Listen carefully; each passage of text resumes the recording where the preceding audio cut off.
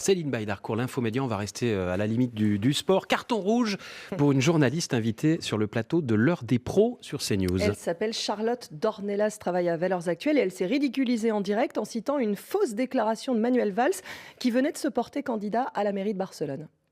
Mais attendez, la phrase de Manuel Valls, oui. Je suis un Espagnol en vacances en France depuis une quarantaine d'années, mais on est où là? Premier ministre de la France. Il était Premier ministre, il est député aujourd'hui, non mais c'est surréaliste. Attendez, juste Pascal, si je peux revenir sur Manuel Valls, parce que vous avez une erreur absolument grossière. Je reconnais humblement m'être trompée, c'est donc Canteloup qui a prononcé cette phrase à la place de Manuel. Mais Canteloup est tellement bon que j'ai cru que c'était Manuel Valls. Mais bien sûr, elle a confondu Manuel Valls avec Nicolas Canteloup. Mon conseil, il est tout simple, on vérifie ses infos avant de les répéter sur un média. Voilà comment démarre une fake news. Série Boulette, suite cette fois sur BFM TV. Mais seule chaîne à avoir décidé sur son site et sur les réseaux sociaux de flouter le tableau de Gustave Courbet, L'origine du monde, dont on connaît désormais l'identité du modèle.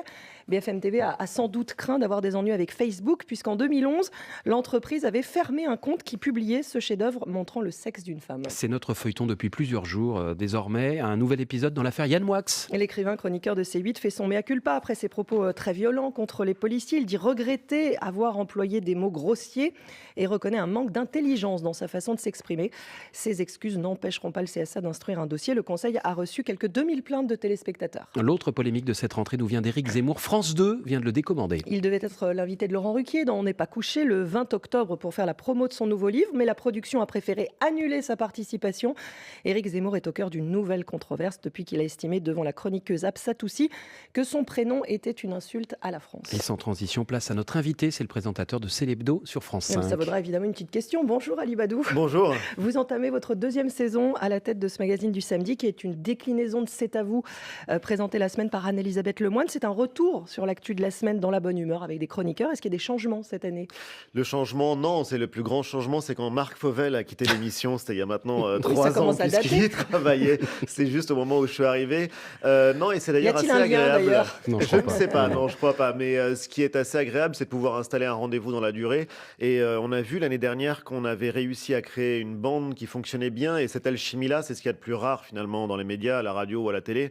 Donc, on a envie de garder les mêmes et de continuer. Vous aimez cet esprit de bande? Vous avez quasiment toujours fonctionné comme ça à la télé? Souvent, en tout cas, depuis le Grand Journal. Et puis, même quand je faisais le supplément, qui est une émission de reporters, j'avais envie d'avoir les reporters autour de moi. Donc, la nouvelle édition, pareil, ça me poursuit. C'est pas simple de revenir sur des actualités rebattues toute la semaine, de trouver des invités qu'on n'a pas encore entendus. Comment vous vous y prenez? On s'intéresse, alors d'abord il y a malgré tout des choses qui n'ont pas été traitées dans la semaine et puis il y a des moments sur lesquels on a envie de revenir et c'est vrai que le week-end c'est plutôt pas mal, ça permet de prendre un peu de recul, de pas être en train de courir derrière l'info mais de pouvoir justement prendre le temps de l'analyse, du décryptage et ça moi c'est ce que finalement je préfère faire à la télé. Démarrage un petit peu poussif quand même, vous êtes battu depuis la rentrée par les Terriens du dimanche sur C8 et par le nouveau magazine de David Ginola sur M6. Attendez. J'attends, mais pour l'instant, en tout cas... écoutez, non, mais sincèrement, on est au début de la saison. Non, pas du tout, parce que c'est vrai que les débuts de saison, c'est toujours un peu compliqué et vous verrez que ça reviendra. En tout cas, je croise les doigts. Vous faites quelque chose, Ali Badou, que peu d'animateurs font. Vous laissez parler vos invités. C'est vrai. Ça vous dérange pas de vous mettre en retrait pendant plusieurs minutes? Non, absolument vous n'avez pas d'ego? Non, pas du tout, mais je me dis que si on invite les gens, c'est pour les entendre. Mais ça m'empêche pas aussi d'avoir parfois envie de les interrompre, notamment les invités politiques, ça arrive assez fréquemment. Est-ce que vous vous interdisez de recevoir Éric Zemmour ou est-ce qu'on vous l'interdit? Personne ne m'interdit rien et en l'occurrence, je l'ai reçu, c'était il y a 15 jours sur l'antenne de France Inter. Avec votre deuxième casquette sur France Inter. Ça vous a été reproché ou pas, cette invitation sur Inter? Personne ne me l'a reproché. Il y a eu des auditeurs qui nous ont écrit, qui ont demandé des explications. Certains d'entre eux se sont indignés, mais en l'occurrence, c'est un dialogue qu'on a avec eux et moi, j'assume complètement ce choix. Vous le referez? Pourquoi pas? Une émission de débat, c'est fait pour installer un dialogue entre des gens qui ne sont pas d'accord. Sinon, ça s'appelle pas un débat. Et puis, refuser de débattre, c'est s'incliner. Donc, en l'occurrence, recevoir Éric Zemmour, il a été face à Natacha Polony et Raphaël Glucksmann, qui lui ont apporté la contradiction, qui n'ont absolument rien lâché, qui ont tenu pied à pied.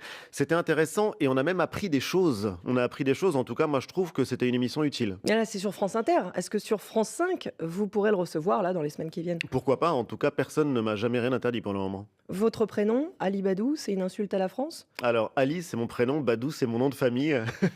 Oui, c'était juste pour resituer pour les auditeurs. Mon prénom, c'est pas Ali Badou, Bien mais sûr. en l'occurrence, non, je ne pense pas du tout. Qu'est-ce que vous auriez eu envie de dire à Éric Zemmour s'il avait été en face de vous à ce moment-là? Très sincèrement, je trouve ça tellement absurde comme remarque, comme réflexion, je ne sais même pas ce que j'aurais dit. Je sais pas.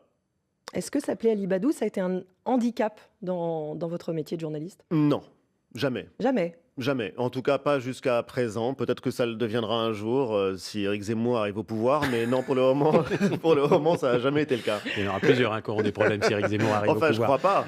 Vous avez succédé à Anne-Elisabeth Lemoine, qui a donc pris l'émission de la semaine. Ça veut dire que quand elle partira de C'est à vous, vous espérez qu'on vous propose sa place? Vous Dans êtes le 50 ans. successeur naturel. Ah bon, vous croyez? Bah écoutez, ça marche très bien, elle a l'air de s'y plaire et c'est tellement pas à l'ordre du jour. Non, il n'y a pas de succession naturelle à la télévision ni dans les médias. Vous ne vous destinez pas à une carrière médiatique, hein. Vous étiez prof Non. de philo, conseiller de Jack Lang au ministère de l'Éducation nationale. Comment êtes-vous arrivé à la télé? Un peu par hasard et grâce à Nicolas Demorand finalement qui travaillait à France Culture, c'était un ami, je l'ai entendu, je suis allé le voir un jour en studio à la radio, je suis tombé instantanément amoureux de la radio et du coup j'ai postulé, tout fait pour y travailler et c'est comme ça que ça a commencé. Ça, c'est la radio. Ça Et c'est la télé? radio. La télévision, bah, c'est toujours grâce à France Culture, en l'occurrence c'est Michel Denisot et Martine Denisot, sa femme, qui écoutaient la matinale de France Culture. Ils cherchaient quelqu'un pour parler de livres au Grand Journal et c'est comme ça que je suis arrivé à la télé. Retourner dans le monde politique, c'est quelque chose qui est envisageable? J'y ai jamais été. J'avais un boulot technique au cabinet de Jack Lang, c'était en 2000, mais la plus longue expérience professionnelle que j'ai eue jusqu'à présent, c'est l'enseignement. Donc l'enseignement, ouais, j'y retournerai, ça c'est sûr. Une fois que la télé, ce sera terminé. Évidemment. Dans combien de temps? Ah bah ça, on n'en sait rien. C'est la Merci beauté Ali de la Badou. vie. On se Non, retrouve, merci à vous, merci on se pour votre retrouve accueil. sur France Inter, sur ce même plateau, Oui, hein, ici exactement. même pour l'émission Mais pas la même dominicale place. Il a pris la politique, place pas de la même place. l'invité, Vous Ali êtes Badou. invité, pardon, je vous ai piqué votre chaise. Et puis chaque samedi 19h chez nos amis de France 5 pour C'est l'hebdo. On vous suit évidemment avec grand plaisir. Salut Ali. Merci à tous les deux. Merci.